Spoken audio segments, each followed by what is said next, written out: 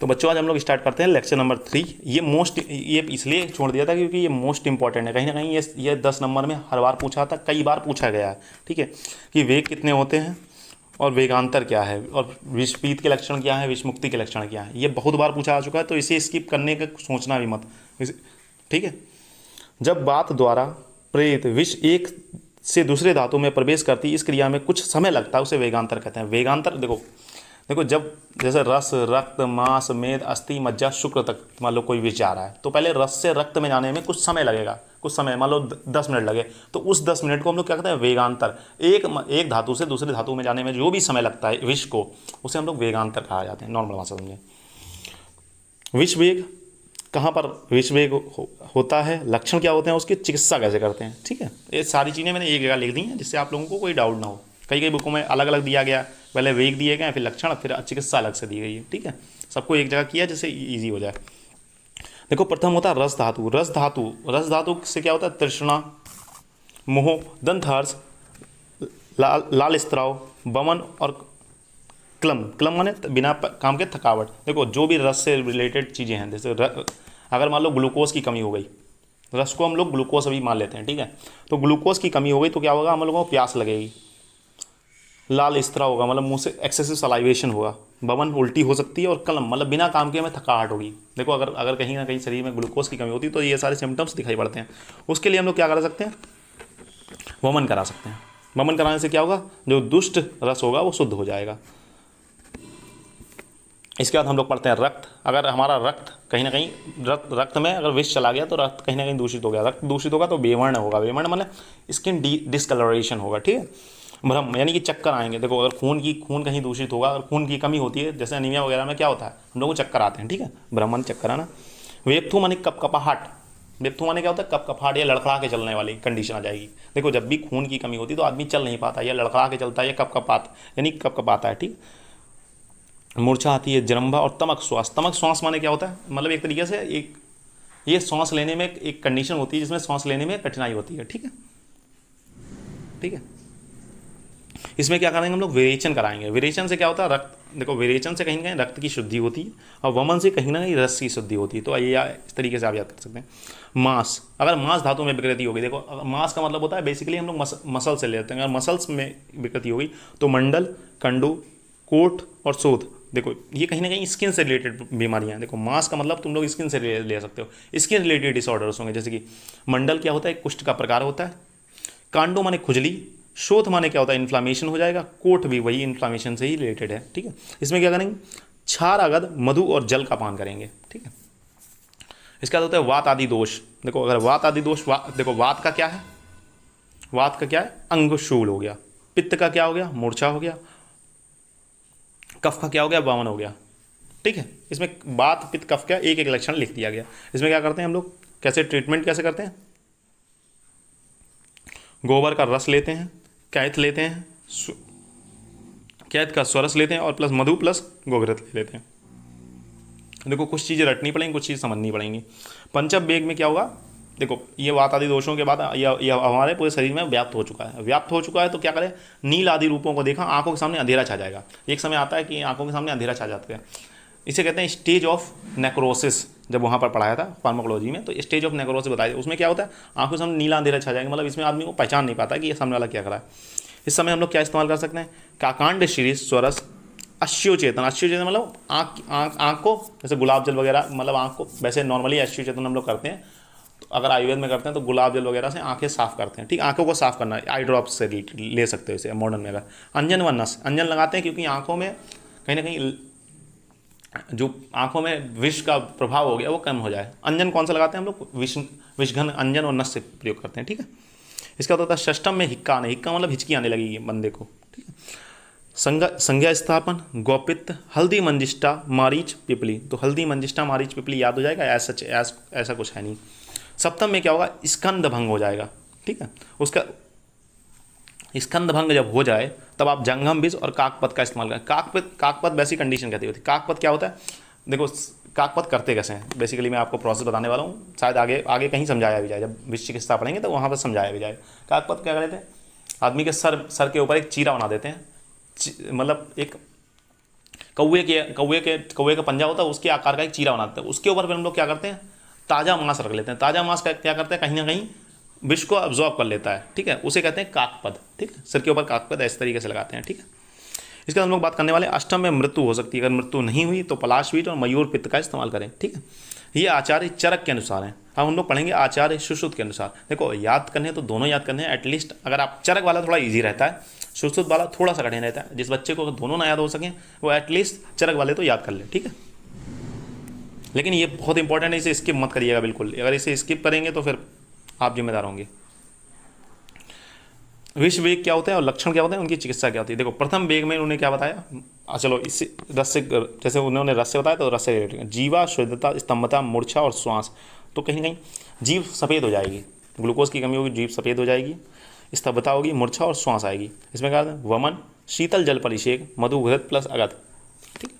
इसमें सब कुछ उन्होंने एक ही बार में करा दिया, मधु भी ले लिया, घृत भी ले लिया, अगत पान भी करा दिया और साथ में बवन भी करा दिया। उन्होंने भी बवन कराया था। इन्होंने क्या किया, रक्त की दृष्टि हो गई तो क्या होगा, कंपन कहीं ना कहीं वेप्थू उन्होंने भी बताया था, आचार्य चरक ने भी। तो स्थिरता, शाद्य कंठ रुझान, मतलब कंठ में बोलने में कठिनाई, हृदय वेदना, हृदय में वेदना होने लगी। अब खून की कमी हो जाएगी तो हृदय पर कहीं ना कहीं जोर पड़ेगा।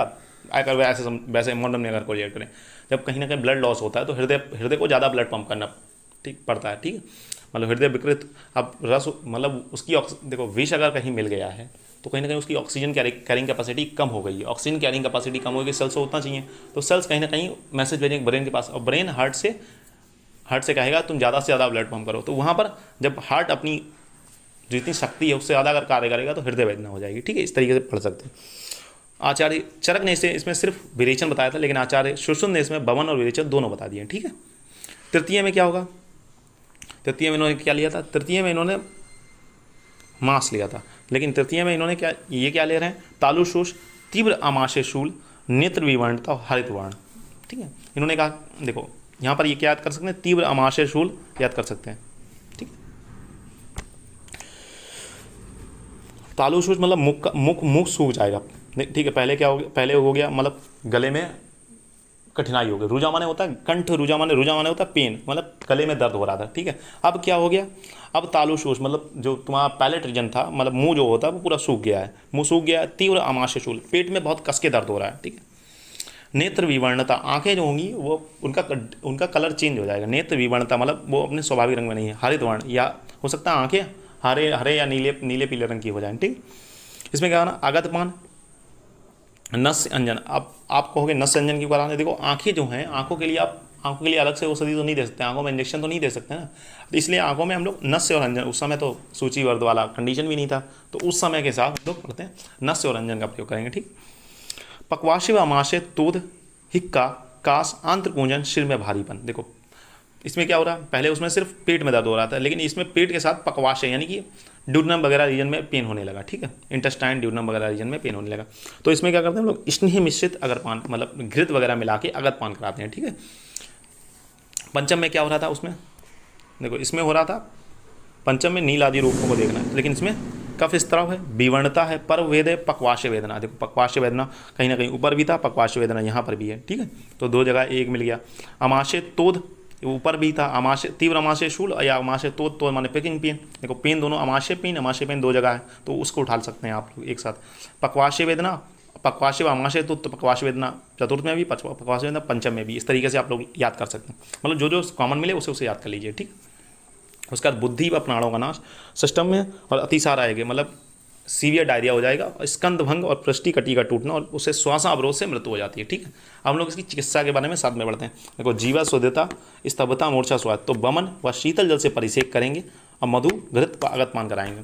कंपन, स्थिरता और अगर धार रुझाव हो तो बमन और विरेचन कराएंगे। तालुशोष और तीव्र अमाशय शूल और नेत्र विवर्णता हरित वर्ण होनी तो अगतपान और नस्य अंजन कराएंगे।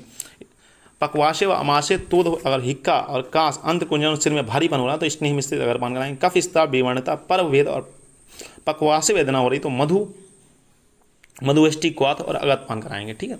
बुद्धि व प्राणों का नाश हो रहा है, अतिसार, देखो यहाँ पर अतिसार हो रहा है ना, तो अतिसार की चिकित्सा करेंगे, अपीड़क नस्य कराएंगे, ठीक है। स्कंद, पृष्ठी, कटी का टूटना, श्वास अवरोध से मृत्यु। सिर पर काकपद लगा के, काकपद कैसे लगाया जाता है वो प्रोसेस आपको पहले बता चुका हूँ। रक्त मिश्रित मास्क रखें, ठीक है, रक्त मतलब नया वाला मास्क रखना, मतलब उसमें रक्त हो, ठीक है। विष मुक्त, देखो पहले हम लोग विष पीत लक्षण पढ़ेंगे, फिर विष मुक्त ले रहे हो, थोड़ा लिखने में थोड़ा सा मतलब कन्फ्यूजन हो गया था, ठीक है।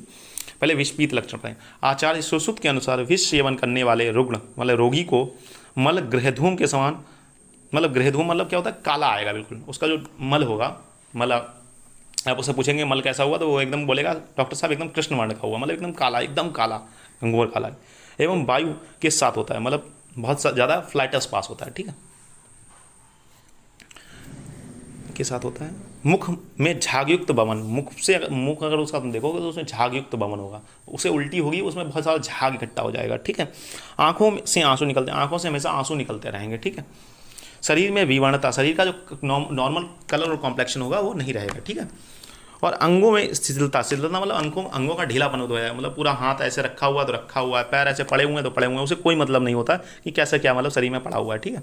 हम लोग पढ़ते हैं विष मुक्ति लक्षण, ये तो हो गया विष पीत लक्षण, पहले हमने पढ़ लिए। अब विष मुक्ति लक्षण पढ़ते हैं। शरीर के वातादि तीनों दोष, रस, सप्त धातुओं एवं 3 मलों का स्वाभाविक अवस्था में आने पर, अन्य में रुचि होने पर, देखो पहले जितना जहाँ भी दृष्टि हुई थी कहीं ना कहीं आपके तीनों दोषों में दृष्टि हुई थी, वातादि दोष, यहाँ पर देखो ना, धातुओं में दृष्टि हो रही थी, वातादि दोषों में दृष्टि हो रही थी, कहीं ना मलों में भी दृष्टि हो रही, मलों में दृष्टि हो रही तभी तो मल काला हो रहा था। तो इन सारे अगर स्वाभाविक अपने जो नॉर्मल टेक्सचर नॉर्मल कलर है उन सब में आ जाएँ तो समझ जाओ कि ठीक है विष मुक्ति हो गई। अगर हम लोग कैसे देखेंगे, हम लोगों को थोड़ी ना पता लगेगा भाई मल कैसा हो रहा है, तो उसको अन्न में रुचि होने पर, देखो अन्न में रुचि मतलब खाना ठीक ठाक खाने लगे, उचित रूप से रस ग्रहण करने वाली जीवा समरूप होने तथा, देखो पहले क्या होता है, जीवा जो होगा अगर तुम उसका देखो, tongue is a mirror image of GIT, ये कहा गया कहीं किसी बहुत बड़े फेमस राइटर ने कहा है, tongue is the mirror image of GIT। तो जो जीभ होती है वो बता देती है कि GIT में कोई प्रॉब्लम है या नहीं, ठीक है। कहीं ना कहीं वो दर्पण की तरह कार्य करते हैं, जैसे हम लोग अपना दर्पण में अपना चेहरा देख लेते हैं, वो व्याधियों का चेहरा दिखा देती है हमें। तो कई डॉक्टर अभी भी देखे होंगे, कई डॉक्टर नॉर्मली देखे, कई डॉक्टर अभी भी कहते हैं आप जीभ निकाल के दिखाओ, ठीक है। जीभ से आपको कई प्रकार के बुखार पता, एनीमिया पता चल जाएगी, टाइफाइड पता चल जाएगा, मलेरिया पता चल जाएगा, बहुत सारी चीज़ें पता चल जाती हैं, ठीक है। तो क्या होगा, जीभ जो होगी वो स्वाभाविक रूप में आ जाएगी, मतलब उसका जो कलर कॉम्प्लेक्शन जो चेंज हुआ था जीभ का वो स्वाभाविक रूप में आ जाएगा। वर्ण, इंद्रिय और चेष्टा के स्वाभाविक, मतलब जो वर्ण है मतलब नॉर्मल कलर है, मतलब वर्ण का मतलब यहाँ पर हो गया शब्द, जो देखो किसी ने अगर विष पिया उसे चक्कर आ रहा है तो उसका नॉर्मल जो बोलने का तरीका है या वो चेंज हो जाएगा, वो चेंज हो गया था, अब वो नॉर्मल आ जाए बिल्कुल, ठीक है। इंद्रियां और चेष्टा स्वाभाविक हो जाने पर, इंद्रियां जो हैं मतलब सही से देख पा रहा हो, सही से सुन पा रहा हो, चेष्टाएं मतलब सही चल पा रहा हो। पहले क्या होता है, बेवकूफ़ मतलब लड़खड़ा के चल रहा था ना, अब सही से चलने लगे तो ठीक है, ठीक है।